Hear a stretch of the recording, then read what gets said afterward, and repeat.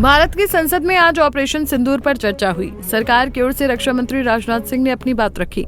पहलगाम हमले के बाद पहली बार संसद का सत्र चल रहा है। इसमें सरकार ने विपक्ष को बहस का खुला न्योता दिया। आज बहस के दौरान जिस तरह की शांति सदन में दिखी, वो भी अपने आप में खास थी। संसद में ये बहस सार्थक रही। लेकिन अब सवाल ये है कि क्या विपक्ष इस मुद्दे को जानबूझकर बढ़ा रहा है? क्या सरकार इस मुद्दे पर जवाब देने से बचना चाहती है? आइए समझते हैं सत्ता पक्ष और विपक्ष ने इस बहस में क्या जवाब दिए और ये बहस कितनी सार्थक रही। संसद सत्र में राजनाथ ने भारत सरकार का पक्ष रखा। उनका भाषण सधा हुआ था। यहाँ उन्होंने भारतीय सेना की कार्रवाई का जिक्र किया। साथ ही ये भी बता दिया कि इस ऑपरेशन में भारत के किसी जवान को नहीं खोया है। हमारी सेनाओं द्वारा की गई वेल कोऑर्डिनेटेड स्ट्राइक्स ने 9 टेररिस्ट इंफ्रास्ट्रक्चर टारगेट्स को प्रिसीजन के साथ, सटीकता के साथ हिट किया। और इस सैन्य कार्रवाई में एक अनुमान के अनुसार 100 से अधिक आतंकवादी, मैं बहुत संभल कर बोल रहा हूं अध्यक्ष महोदय, हमारी फिगर गलत ना होने पाए, फिगर इससे बहुत अधिक है। 100 से अधिक आतंकवादी, उनके ट्रेनर, उनके प्रशिक्षक, उनके हैंडलर लश्कर-ए-तोयबा और हिजबुल मुजाहिदीन जैसे आतंकवादी संगठनों से संबंधित थे। ये वही आतंकी संगठन हैं जिन्होंने पाकिस्तान की सेना और ISI का, जिन्हें खुला समर्थन प्राप्त है। अध्यक्ष महोदय, 7 मई 2025 को रात्रि 1:05 भारतीय सशस्त्र बलों ने ऑपरेशन सिंदूर प्रारंभ किया, जिसमें पाकिस्तान और पाक ऑक्युपाइड कश्मीर में भारत के खिलाफ आतंकी गतिविधियों से जुड़े सशस्त्र बलों ने हमारी माताओं और बहनों के सिंदूर का बदला लिया। प्रत्येक भारतीय इस भावना से ओतप्रोत हो गया। अध्यक्ष महोदय, मैं चाहूंगा कि पूरा सदन एक बार हमारे सेना के बहादुर जवानों के शौर्य और पराक्रम का जिन मुहि मारा तिन मुहि मारे। अध्यक्ष महोदय, राजनाथ सिंह ने बताया कि ऑपरेशन सिंदूर को इसलिए रोका गया क्योंकि भारत अपने सभी निर्धारित सैन्य और राजनीतिक लक्ष्य प्राप्त कर चुका था। राजनाथ सिंह ने आगे कहा कि पाकिस्तान ने खुद हमारे DGMO से संपर्क कर कहा कि महाराज अब रुक जाइए। राजनाथ सिंह ने आतंकवाद को पाकिस्तान की सोची समझी रणनीति बताया। उन्होंने कहा कि ये कोई भावनात्मक उन्माद नहीं, अपितु एक हथियार है जिसका इस्तेमाल पाकिस्तान भारत में अस्थिरता फैलाने के लिए करता है।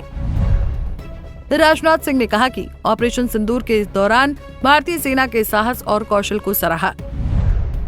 रक्षा मंत्री ने विपक्ष पर कटाक्ष करते हुए कहा कि जब सेना दुश्मन के खिलाफ कार्रवाई कर रही थी, तब विपक्ष ये पूछ रहा था कि भारत के कितने विमान गिरे। उन्होंने सवाल उठाया कि किसी ने ये क्यों नहीं पूछा कि पाकिस्तान के कितने विमान गिरे।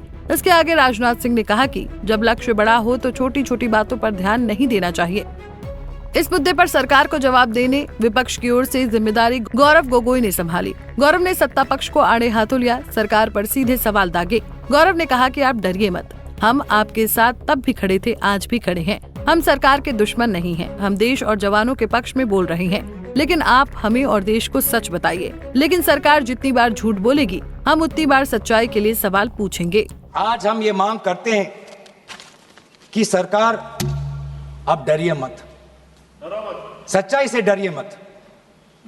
उस दिन भी देश सरकार के साथ दहशतगर्दी के खिलाफ खड़ा था, विपक्षी दल सरकार के साथ खड़े हैं और आज भी दहशतगर्दी के खिलाफ सच्चाई के पक्ष में देश और विपक्ष आज सरकार के साथ। आप हमें अपना दुश्मन ना समझे,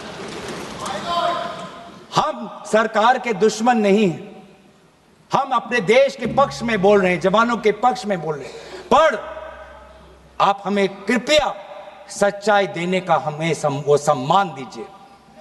सच्चाई सुनने का अधिकार हमारा है और जितने बार आप झूठ और भ्रम फैलाएंगे, हम उतनी बार आपको पूछते जाएंगे कि आपने क्या किया। विपक्ष की ओर से गौरव गोगोई ने यहाँ सीडीएस को लेकर सवाल किया है।